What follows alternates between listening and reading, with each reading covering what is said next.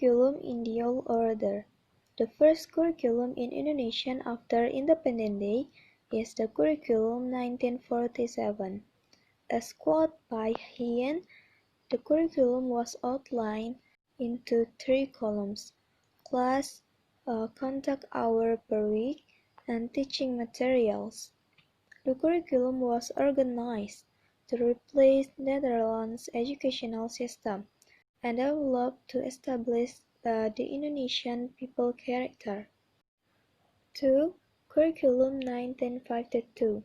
In 1952, there was improvement of curriculum in Indonesia which is known as Unravel Subject Plans, the 1952.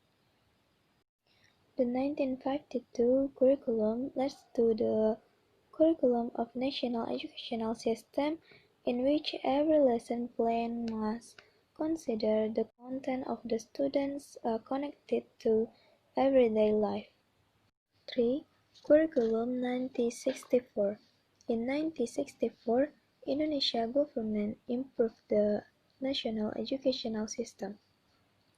The name was the Education Plan 1964, and the learning program focused on Pancawardhana.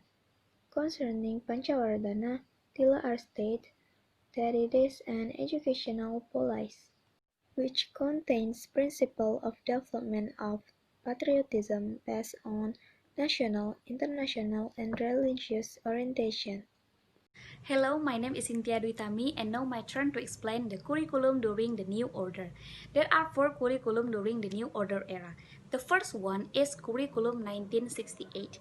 In 1968, the curriculum change was colored with the political change from the old order to the new order.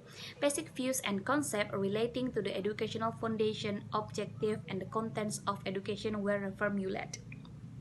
The educational foundation was Pancasila, and the objective was to form Indonesian people who applied the spirit of Pancasila. And the contents were solidify the students' morality, mentality, and fight fully to enhance the student intelligence and skills, as well as to develop the student physique. Okay, number 2, curriculum 1975. Generally, this curriculum aimed at enhancing the quality of Indonesian national education, and then this curriculum was the objective oriented in the sense that the teacher needed to know the student objective in learning a certain item of knowledge or science. And then in this curriculum, the integrated approach was adapted, and then the structuralism philosophy was as a foundation of this curriculum. Okay, come to number 3, the curriculum 1984. The curriculum 1984 was established to rectify the curriculum 1975. Because the previous curriculum considered no longer compatible with the needs of community and the demands of the science and technology. And then the structural approach that applied in the curriculum 1975 had not been successful yet, especially viewed from the students' need to have the communicative competence. And then the curriculum 1984 have the oriented to instructional goals, and the learning in the classroom must be functional and effective. The approach that applied in this curriculum is student-centered through student active learning system, or in bahasa cara belajar siswa aktif, to improve the student communicative competence. Okay, come to the last, number 4, curriculum 1994. Well, in 1994, the curriculum 1984 considered needed to be revised. The learning process in the previous curriculum emphasized the theory of learning and the less attention of the content of the lesson. And then the approach in this curriculum is meaningful based approach and the communicative approach, and also the learning system in this curriculum about time is changed from the from the semester to the quarter system. However, during the implementation of this curriculum, there were so many problems appear because of too many approach that should to be oriented. Okay, that's all for my explanation. Thank you. I hope you understand. Bye-bye. Assalamualaikum warahmatullahi wabarakatuh. I'm Fegiarani Wahyudi. I will explain curriculum during the Reformation era. First, Competent-Based Curriculum (CBC) or in Bahasa KBK. For the format of the curriculum 2004 based on PP number 25/2000, the Ministry of Education developed national standards for all subjects, which include the four components: 1. Competence standards, 2. Basic competence, 3. Subject matter, and 4. Indicator of achievement. Technically, the CBC developed PUSCUR 2001 grouped into three levels of competence, namely competence of graduate, namely the competencies that should be owned by students after they complete a certain level of education, like elementary schools, junior high school, senior high school. General competencies, kompetensi umum, namely the competencies that should be owned by students after they follow certain subject at certain subject education levels. And 3. Basic competence, which is essential competencies that should be owned students when they follow a particular time unit. In practice, the three levels of competence has become the reference in carrying out instructional, that is, in school. In practice, the three levels of competence has become the reference in carrying out instructional, that is, in school. KTSP or Education Unit Level Curriculum, are known as school-based curriculum, is the curriculum developed by the operational and implemented in each educational unit school. This curriculum is implemented based on some regulations, namely 1. The Act UU number 20 in 2003 about National Education System.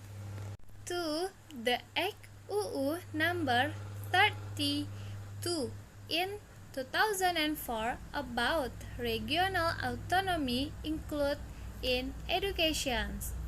The Government Regulation or PP number 16 in 2005 about national education standards.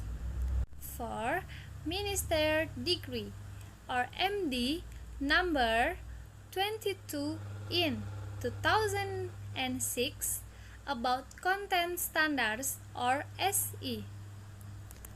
5. Ministerial Degree or MD number 23 in 2006 about Graduate Competence Standard or SKL. And the last, Ministerial Degree MD number 24 in 2006 about the type implementations of SE and SKL. Thank you for your attention. Assalamualaikum warahmatullahi wabarakatuh. Hi everyone, my name is Ferlian Zahra. In this section, I will explain about our material. The topic is the curriculum 2013. The newest curriculum applied in Indonesia education in the curriculum 2013. The implementation of the curriculum start on July 2013. However, it is still for certain school and levels of education. The goals of the curriculum 2013 is to produce Indonesian people who are productive, creative, innovative, and effective through empowerment of integrated attitude, skill, and knowledge. The difference between the curriculum 2006 and curriculum 2013 is in the learning plan. In the curriculum 2006, the syllabus development is under education until school authority. However, in the curriculum 2013, development is the central government's authority, except for a special subject which is developed by certain school, even though the syllabus is from the central government.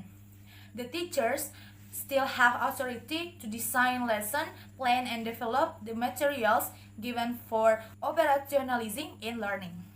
Assalamualaikum warahmatullahi wabarakatuh. I'm Sylvian. For the next presentation is about curriculums during pandemic era. Okay, what curriculum should teachers use for remote learning during the COVID-19 crisis?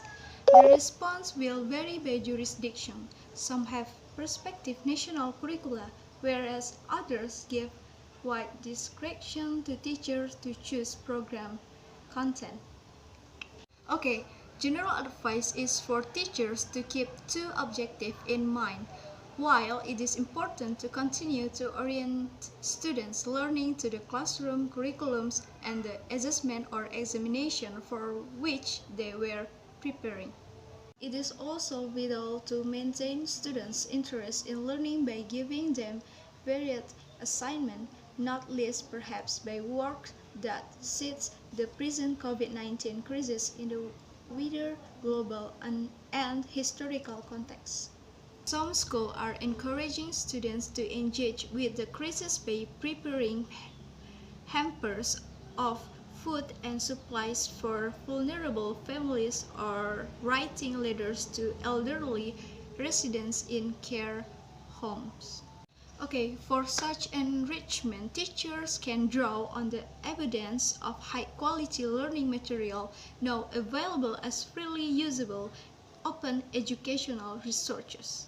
The OpenLearn website, for example, contains over 1,000 territory levels. There is no dishonor in teaching through good material prepared by others.